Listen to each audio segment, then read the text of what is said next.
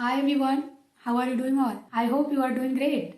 I am Preeti and I am a native Hindi speaker and I am speaking English in my 40s. Whatever I learned in previous 5 years, I just want to share with you so that you can start your English speaking journey and you will be a fluent English speaker.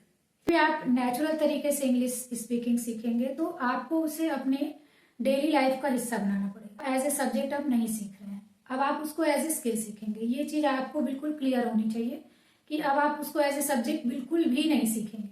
तो जो भी natural तरीके हैं हम उसी तरीके से English को सीखेंगे।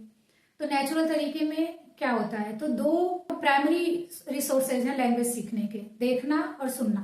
अपने आप को एज ए चाइल्ड आप अज्यूम करिए, ठीक है। तो एक बच्चा कैसे लैंग्वेज सीखता है, पूरा खुला माइंड रखिए। अब आप ये मत सोचिए कि अरे लोग क्या कहेंगे या ऐसे वैसे। अब आप देखना शुरू करिए, इजी से इजी जो भी आपको अच्छा लग रहा है और जो भी बहुत आसान है, क्योंकि स्टेप बाय स्टेप ही हम सीखेंगे। तो जो इजीएस्ट आपको लग रहा है वो आप देखना शुरू करिए। वो नर्सरी राइम्स भी हो सकती हैं और वो स्टोरीज भी हो सकती हैं, ठीक है। दूसरी हैबिट हम बनाएंगे सुनने की। अब आप ऑब्जर्व करिए कि आप हिंदी में क्या क्या सुनते हैं, हिंदी में क्या क्या देख रहे हैं, क्या क्या सुन रहे हैं। तो हिंदी में हम बहुत सारे गाने सुनते हैं, बहुत सारे भजन सुनते हैं, ठीक है। हिंदी में प्रवचन भी सुनते हैं, ठीक है, कथाएं भी सुनते हैं। तो आप अगर कंफर्टेबल हो तो आप इंग्लिश में भी वो सारी चीजें सुन सकते हो। जैसे अगर मैं आपको सजेस्ट करूं कि श्री रविशंकर जी महाराज, सदगुरु महाराज, तो इन लोगों की इंग्लिश क्या है कि इजी है, थोड़ी सी कंफर्टेबल भी है। मान लीजिए अगर आपको नहीं समझ में आ रहा है तो आप थोड़ा स्लो स्पीड करके सुन सकते हैं। ऑडियो बुक्स होती हैं उन्हें सुन सकते हैं, ठीक है। वो सारी चीजें मान लीजिए कॉम्प्लिकेटेड है, एज ए बिगिनर मैं वो सब सजेस्ट नहीं करूंगी। श्री श्री रविशंकर महाराज को सुनिए, या फिर आप स्टोरीज चला दीजिए, ठीक है। आप कोई भी काम कर रहे हो तो आप स्टोरीज चला दीजिए, तो आप सुनते रहेंगे, ठीक है। आप उनको सुनना शुरू करिए, एक सराउंडिंग क्रिएट करिए, ठीक। तीसरी हैबिट आप बना सकते हो पढ़ने की। पढ़ने में आप शुरू करिए स्टोरी बुक। स्टोरीज बुक्स इसलिए इंपॉर्टेंट है पढ़ना कि वो इजी टू अंडरस्टैंड है, नए वर्ड जो है कम से कम है, ठीक है।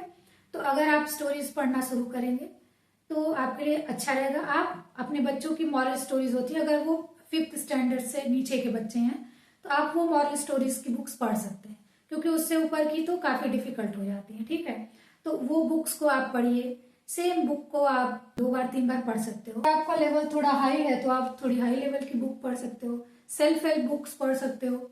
चौथी आदत है राइटिंग की। वर्ड मीनिंग लिखिए। वर्ड मीनिंग आपको इंग्लिश टू इंग्लिश लिखना है। मान लीजिए कि आप A to Z जितने भी वर्ड जानते हैं आप उनको इंग्लिश टू इंग्लिश लिखिए। लाइक ए फॉर एप्पल, तो अब मैं हिंदी मीडियम हूं तो मैं क्या बोलूंगी, ए फॉर एप्पल मीन सेब, बट अब हमको वो चीज नहीं करनी है।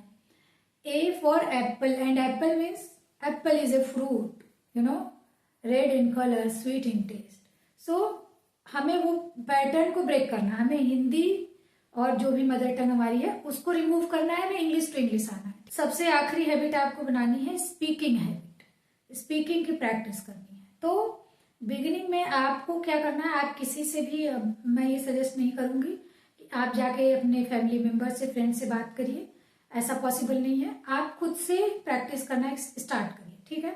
अगर आप अपने घर पे अपनी जर्नी शुरू करना चाह रहे हो तो आप खुद से स्टार्ट करिए। अपना एक प्राइवेट प्लेस बनाइए, टाइम मेंटेन करिए और उसमें अपनी प्रैक्टिस शुरू करिए अपने सेल्फ इंट्रोडक्शन के साथ। नॉर्मल डेली रूटीन है, जैसे आपके हाउस में डिफरेंट चीजें हैं, क्या क्या चीजें हैं, एक एक चीज को आप एक्सप्लेन कर सकते हो। ऑफिस में आपने क्या अलग किया, वो सारी चीजें आप खुद से एक्सप्लेन करिए कैमरे के सामने या फिर मिरर के सामने, ठीक है।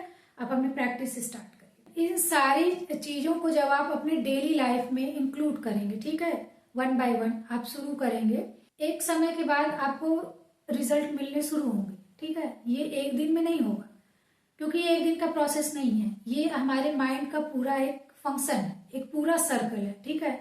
तो जब हम step by step every day हम एक्शन लेंगे, हम सारी चीजें करेंगे और एक पूरा रिदम बनाएंगे, ठीक है, तब कहीं जाके 2 महीने में, 3 महीने में हम एक सिस्टम डेवलप करेंगे, फिर कहीं जाके नेचुरली हम बोल पाएंगे। तो मेरे बताने का मोटिव ये है कि बहुत सारे वीडियोस आप देखोगे कि इतने सेंटेंस आप पढ़ लीजिए आपको इंग्लिश आ जाएगी, इतने सेंटेंस आप याद कर लो आपको इंग्लिश आ जाएगी। ऐसा नहीं होने वाला है। ये सब मैंने कर लिया है, ठीक है। पिछले 5 सालों में मैंने free YouTube content, offline, online, everything मैंने सब कुछ कर लिया है। और अगर आपको नेचुरल इंग्लिश स्पीकर बनना है तो ये सारी चीजें आपके काम नहीं आएंगी, और जितना आप इन सब में अपना टाइम वेस्ट कर रहे हो उतना ही आप देर कर रहे हो, ठीक है, फ्लुएंट इंग्लिश स्पीकर बनने में। तो नेचुरल तरीके से इंग्लिश बोलना सीखिए और इन सारे हैबिट्स को अपनी लाइफ में अपनाइए। डे बाय डे आप देखोगे कि आप इंग्लिश बोल पा रहे हो। तो आई होप आपको ये सारे मेरे आइडियाज अच्छे लग रहे हैं, आपको मेरे सारे वीडियोस अच्छे लग रहे हैं।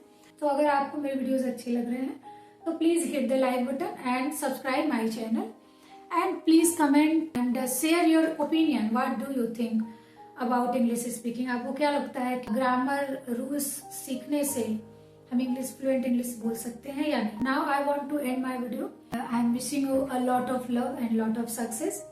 Thank you so much.